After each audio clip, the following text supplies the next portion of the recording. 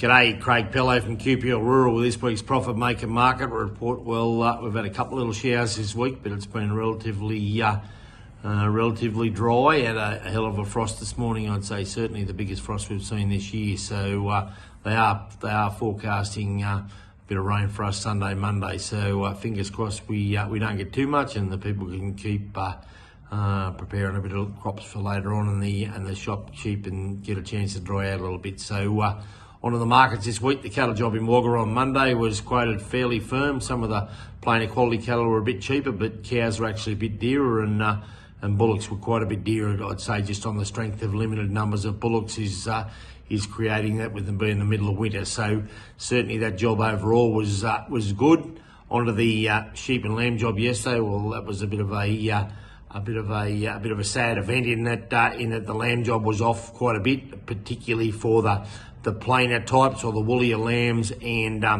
the store lambs. A lot of people have only got 2 or 3 weeks now before they actually lock up grazing crops and ready for harvest. So certainly that store lamb job took a bit of a hammering yesterday, but they tell me the lambs that were very well presented with a short skin and good shape weren't a hell of a lot cheaper than the week before. So certainly a varying market. The mutton job was quoted a little bit cheaper as well, but certainly not to the extent of the lamb job. So overall, not a bad week. Hopefully we don't get too much rain, and next week we get another couple of good markets. So all the best for the weekend. We'll talk soon.